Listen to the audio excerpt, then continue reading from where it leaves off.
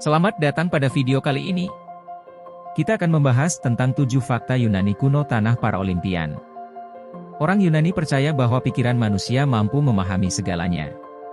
Mereka begitu mendalami filsafat, Socrates, Plato, dan Aristoteles, 3 filsuf paling terkenal di dunia berasal dari Yunani.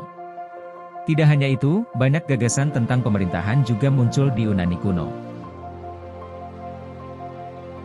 Nyatanya, negarawan Yunani Pericles, dalam orasi pemakamannya kepada orang Athena sekitar tahun 430 SM, berbicara tentang pemerintahan yang demokratis. Dalam pidatonya, dia berbicara tentang jenis pemerintahan yang kuat di mana warga negaranya yang paling terkemuka memiliki kekuatan untuk membuat keputusan politik.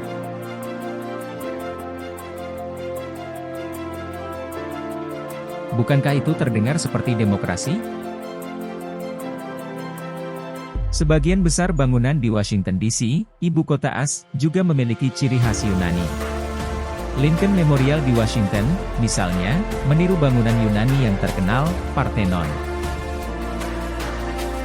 Banyak aspek spesifik dari bangunan ini dan struktur Yunani lainnya yang memiliki dampak signifikan pada peradaban Barat. Pelajari lebih lanjut tentang leluhur agung peradaban modern ini dengan 10 fakta Yunani kuno ini.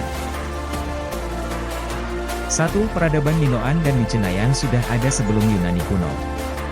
Inilah twist yang menarik dari fakta Yunani kuno. Bangsa Minoa berasal dari Pulau Kreta, dan mendominasi Laut Aegea selama lebih dari 2000 tahun, dari 3000 SN hingga 1450 SM. Mereka memiliki peradaban yang damai, orang Minoa, yang sebagian besar adalah pedagang, berlayar hingga ke Mesir. Ironisnya, kita hampir tidak tahu apa-apa tentang mereka, karena alfabet mereka tetap menjadi misteri bagi para arkeolog saat ini. Nama modern mereka berasal dari Raja Minos, Raja Kreta, dari legenda Labirin dan Minotaur. Mereka mungkin juga telah mengilhami legenda Atlantis. Setelah pulau terdekat Thera, Santorini modern, hancur sendiri dalam letusan gunung berapi pada tahun 1600 SM. Letusan ini melemahkan bangsa Minoa dan membuat mereka rentan terhadap penaklukan Mycenaean.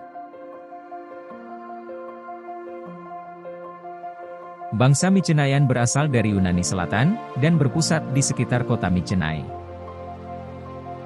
Mereka memiliki peradaban yang suka berperang dan sering berperang melawan orang Haete di Anatolia, Turki modern. Salah satu kampanye mereka melawan orang Haete bahkan mungkin telah mengilhami legenda Troy.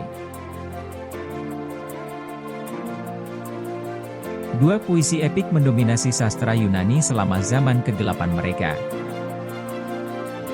Arkeolog melihat ini sebagai reaksi terhadap hilangnya tulisan selama zaman kegelapan Yunani. Tradisi lisan menjadi cara bagi orang Yunani untuk mempertahankan warisan budaya mereka, sekaligus berfungsi untuk mengajarkan nilai-nilai tradisional. Penyair hebat dari genre ini termasuk Hesiod, serta penyair Yunani paling terkenal dari semuanya, Homer. Homer, khususnya, mendapatkan tempatnya dalam sejarah dengan karya besarnya, The Iliad and the Odyssey. Iliad secara khusus menonjol sebagai versi sejarah dari catatan sejarah, ciri khas puisi epik Yunani di zaman kegelapan. Apa yang dimulai sebagai perang penaklukan oleh Mycenaeans melawan Haete menjadi perjuangan antara yang baik dan yang jahat, didominasi oleh tokoh-tokoh yang lebih besar dari kehidupan dengan pengaruh ilahi di belakang layar.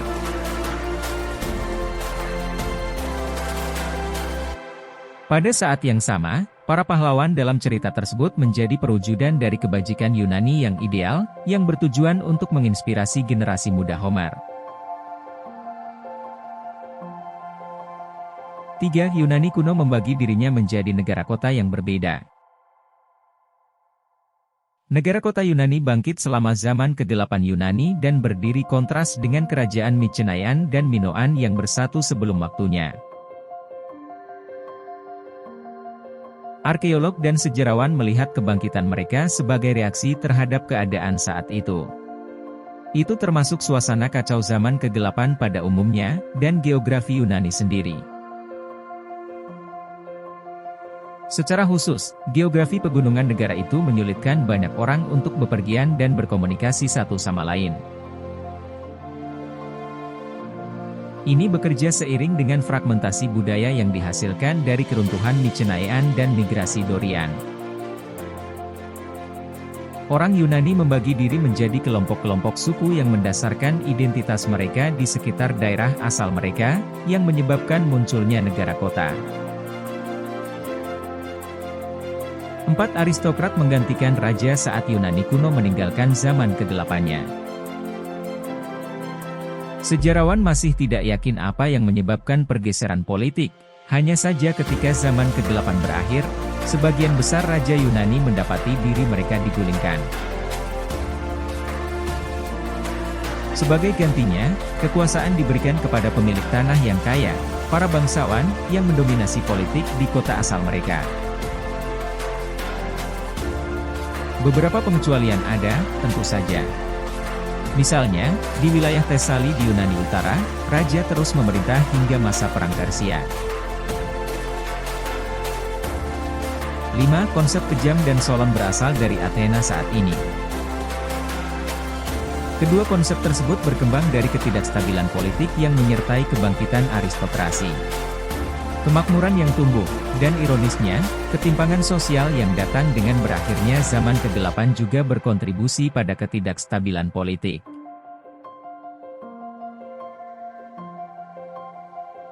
Pedagang kaya menginginkan suara dalam urusan publik, sementara yang miskin mengecam apa yang mereka lihat sebagai tuan yang tidak peduli. Hal ini akhirnya membuat Archondracho memperkenalkan kode hukum yang sangat keras pada tahun 621 SM. Bahkan kejahatan kecil seperti pencurian kecil-kecilan dapat dihukum mati, atau bahkan perbudakan. Ini mengarah pada konsep modern tentang kejam, yang berarti hukum keras yang tidak masuk akal. 6 orang Yunani juga melakukan perjalanan melintasi Laut Mediterania selama ini. Kolonisasi Yunani dimulai pada masa ke-8 mereka, yang disebabkan oleh ketidakstabilan, kemiskinan, dan bahkan kelebihan populasi di Yunani. Koloni Yunani pertama muncul di pulau-pulau di Aegean Timur, dan kemudian pantai Asia di Laut Aegea. Kolonisasi berlanjut bahkan dengan berakhirnya zaman ke-8, dengan orang-orang Yunani bergerak ke timur untuk menemukan kota-kota di pedalaman.